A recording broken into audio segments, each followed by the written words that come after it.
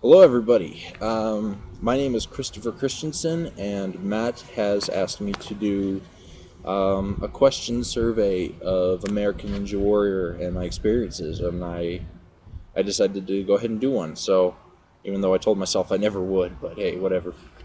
My name is Christopher Christensen. I am 25 years old, and I live in Colorado Springs, Colorado. And okay, so. First question, do you remember the first time you watched Ninja Warrior and what your thoughts were? The first time I watched Ninja Warrior, I would have to say was somewhere around the year 2004, 2005. I was simply in the University of South Dakota at the time, and we just happened to have it on our little TV, and I was like, "Oh, this is awesome! It's the new American Gladiators." But being a Japanese being converted over from a Japanese programming, I didn't really pay it too much mind. I was like, oh, whatever. And I kind of let it be. But the first time it actually mattered to me was probably the very next year. I was back in Colorado. I was I was taking classes at the local community college, living in an apartment with a guy I really did not like, and life was kind of down. I didn't really appreciate where I was at, and I wasn't working for anything, so that was all kind of moot. But I saw Ninja Warrior, and I was watching it on TV. I was like, oh yeah, I remember this. This is that game show. It's still around. I'm kind of surprised. That was really cool. So I gave it a bit more interest. I started watching it more often. It just happened to align with my schedule, with my work, and with school. So I watched it more, and I really got hooked. And I just couldn't believe some of the stuff that these people were doing, how few people had passed, and stuff like that. Only two survivors, only two winners at the time, and it just blew me away. So, I just couldn't believe it, and I had no idea what it was going to accomplish at the time, but I kind of decided back then, even before American Ninja Challenges were out, I was like, I'm going to do this. I don't know how I'm going to do it. I don't know why I'm going for this, but I'm going to start doing it. When did you decide that you just had to try and compete in American Ninja Warrior? Um, well, hey, just to continue off that last story, I guess what happened was um, my life was down. I didn't enjoy my job. I wasn't working. I was taking classes, but I didn't really work for them, and I needed something in my life. So I started jogging every morning before work. I'd pack my duffel bag with my suit and tie, and I would jog about a good 3 miles.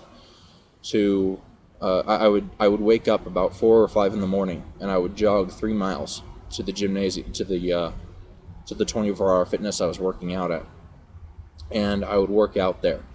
And one of the big things I would try and do is I was deathly afraid of the salmon ladder. I still am, but I knew if I was going to have to accomplish it, I was going to have to start doing pull-ups because I couldn't do one. And I just started hanging from the bar, and I would just flail from it like a complete idiot. But I eventually got to the point where I could actually do pull-ups, alongside all of the other workouts that I just happened to be doing at the gym. But so yeah, that's kind of why I needed Ninja Warrior, because it just kind of was like it filled a void. It gave me a purpose, gave me something to work for, not just a hobby. What is your favorite aspect of competing in American Ninja Warrior? Oh, well, that would have to be two things. The first one would be that that it's in America. We can't compete in Japan normally right now, so we have to go through American Ninja Warrior. So the fact that it's in America means it's a lot closer, and I really appreciate that. The second thing is that it's kind of like our Sasuke for those who can't succeed and get that far. So that was a big plus, was the fact that we could meet up with hundreds of people from all over the United States, all walks of life, and just all compete and all get to know each other and make friends, and that was a huge bonus. So those two things were really big for me. How close it was just because it was on our own home turf, and how many hundreds of people we get to meet. What is the core of my training regimen? Whatever I feel like. I'm actually kind of laid back in comparison to most competitors. I am horrible at parkour and free running. I don't go to the gym all that often. And I really don't have access to my obstacles that I had built a year or so ago anymore. So it's really more or less whatever I can do. I do a lot of working out here on the college, working out at the college. I do some games with friends, dodgeball, things like that, things that keep me active and moving around. In extreme circumstances, I also happen to visit the parkour gym by Jake Smith and Trevor Vaughn and those guys, and I head down there and on occasion do those Ninja Warrior events that they hold, but that's about it. So it's really all over the place. Whatever's fun for you, to be completely honest. That's what it's all supposed to be about in the end anyway. So if you could replicate a single attribute from a single competitor to have for yourself to rock in competition, what would it be? As weird as this sounds, I would lose a bit of my height. I would prefer to be about Nagano's height or David's height, something where I could shave off about a good 6 inches, maybe even a full foot, depending on the situation, simply because with my height, it's a big positive in the competition. It makes a lot of things easier, but it also means that I don't have very good technique.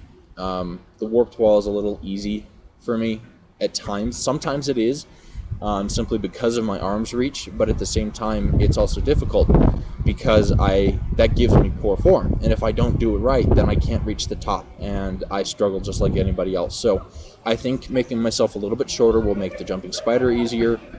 It'll make trampolines a little bit more easier to manage, and it'll also force me to learn the correct way to do certain obstacles, and therefore it makes a lot of things easier. Plus, the weight aspect is a big one. If you look at the salmon ladder, it actually tends to be a little bit closer, that the people who are on the shorter side can do it a little bit easier, simply because they don't have as much weight, and makes the pull-ups easier. So I think losing some weight losing some height would really be a big plus. Has your aspect of being the first American Ninja Warrior influenced other aspects of your life? Being in the first American Ninja Warrior, I bet you think you're meaning. So I'm gonna go with that. It really has. I think it worked best because I failed my first year. I kind of went in with my head held high. I was like, I've been training for a year. Nothing's gonna stop me. I'm gonna destroy this thing and bring it on. And then it was very humbling. I got to the course and I was like, I am going to have trouble with every single one of those obstacles except for the jumping spider, because I've trained for that. I have shoes specifically for it, and I did everything but the jumping spider because whether you want to call it a height problem, a leg problem, a shoe problem, I don't care, I failed. And because I failed that was a big thing for me, simply because I was like, if I really want to succeed, I've got to buckle down and take this even more seriously than I was before. I had kind of gotten into a little bit of a dip between when I started training, when I was jogging every single morning and hitting the gym every single day, to when I arrived at American Ninja Warrior, because by then I was kind of confident, because I thought I knew it all, and I knew nothing, and it was a great lesson for me. Please talk about a particularly vivid moment you have of a moment while you were competing on a course in Ninja Warrior.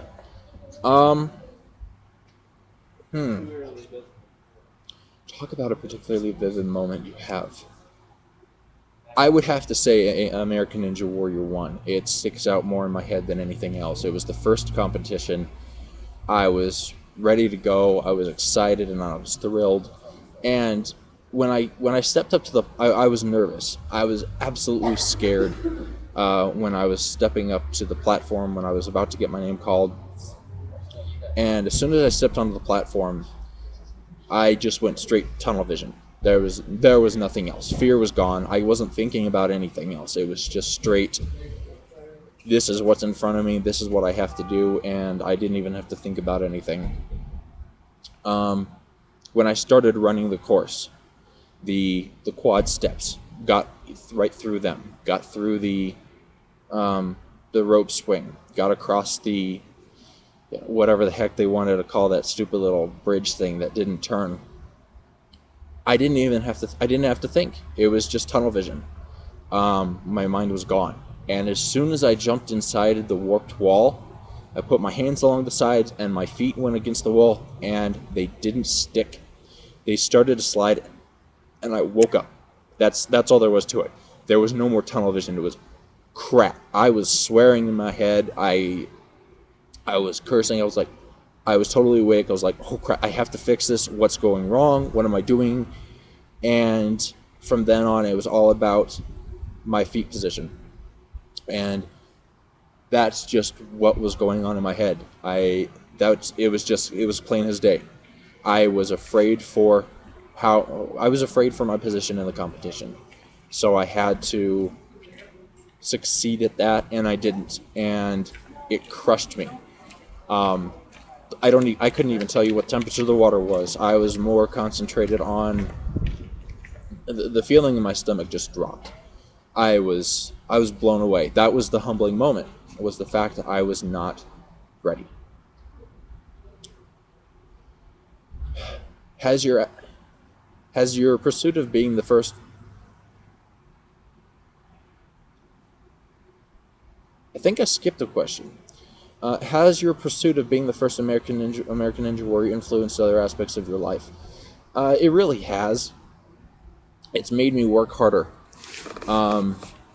It kind of got me into a mentality where I was working out more often, and therefore it taught me how to study more often, how to work a little bit harder at my job, which is really saying something because I'm still not all that great at either of those.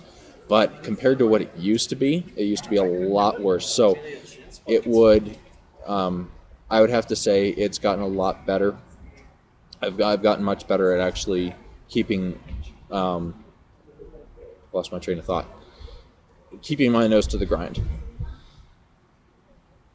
So, what would being the first American Ninja Warrior mean to you? Oh man, I've actually struggled with this one a lot. And to be honest with you, I've said it before and I'll say it again, I don't want to be the first American Ninja Warrior. I absolutely don't.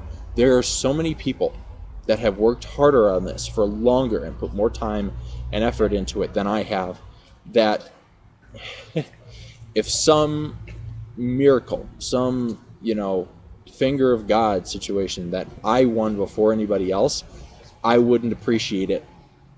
I would be upset and disappointed and frustrated because why me? I didn't want it. I don't want to win first. To be honest, I don't even want to win. Because if you don't succeed, then there's a challenge for you to continue trying to overcome. Sure, the course gets harder and your name goes down in down in history for being one of the first, for being one of the people to succeed.